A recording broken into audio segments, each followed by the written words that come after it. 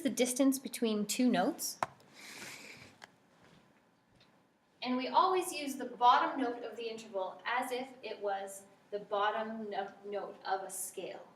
So I'll give you a few examples.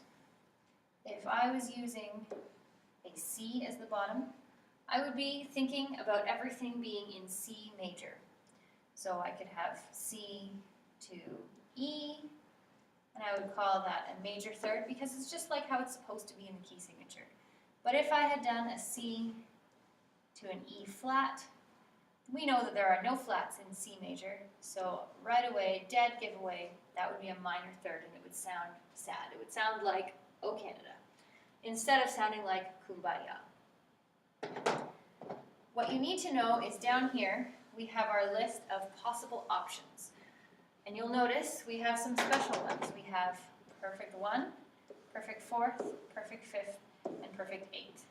Don't ask me why, but those are perfect intervals. We don't have major or minor. You'll notice I used plus and minuses. You can use capital M's and small m's if you would like to show major and minor. Another way, if you don't like using the keys to tell you whether the intervals are major or minor, is you can count semitones. So we know that perfect 1 has 0 semitones, minor second has 1 semitone, this has 2, 3, 4, 5 semitones. When you get to here, we skip up to 7 semitones, 8, 9, 10, 11, and of course, we know from studying modern music in the 12-tone row that the most number of semitones that are in one scale is 12. So if you get to 12 with a perfect octave, you've done it right. So I could go back and let's re-look at the ones I've already done. From a C to an E, if I count number of semitones from here to here, it's going to be a total of 4 semitones. I should probably write that down, the word semitones. And these, we should label this too. This is semitones. So 4 semitones makes it a major third.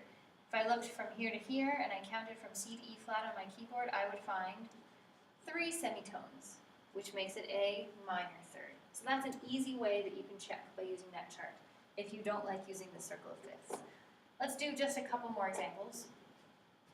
What if we started on an A and we went to a C? I like using thirds as an example. Or we have a C, an A to a C sharp.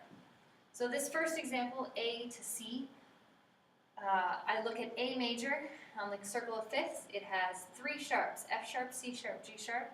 I know that that C is supposed to have a sharp on it, but it doesn't, which makes it a minor third. Whereas here it has a sharp like it's supposed to, major third.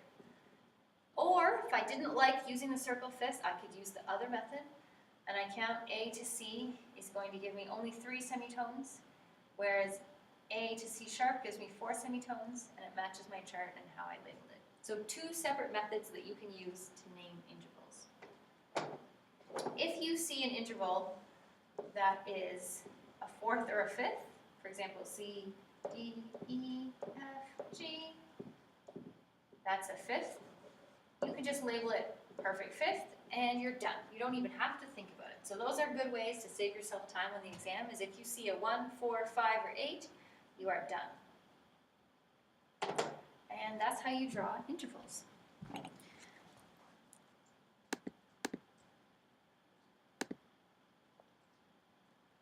We're going to move on now to triads. So a triad is 3 notes that sound together in harmony. The bottom is the tonic, the middle one is the mediant note of the scale, and then the top one is the 5th note of the scale, or the dominant. So remember, we have some ways of figuring out major and minor triads by counting semitones. So if here's your bottom note, here's your middle note, and here's your top note, we know from here to here is 4 semitones, and from here to here is 7, and this will make it a major triad.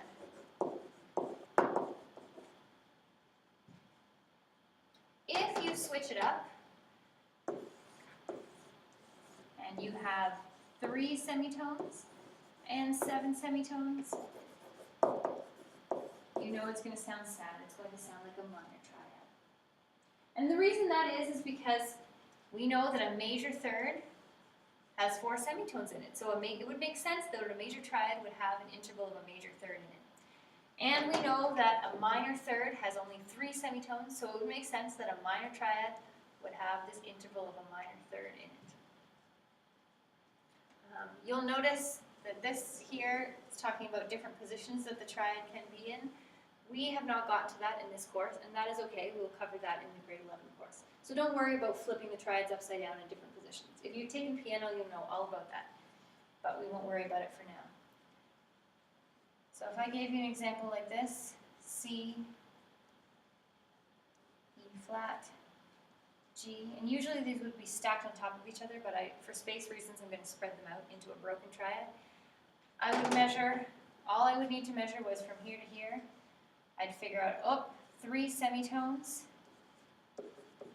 I can tell right away it's going to be a minor triad. I don't need to worry about anything else. If I had had D, F, and A, all I would need to check was between D and F, 3 semitones, minor. If I wanted to use my circle of fifths, I could check, okay, this is D on the bottom, D major has F sharp and C sharp.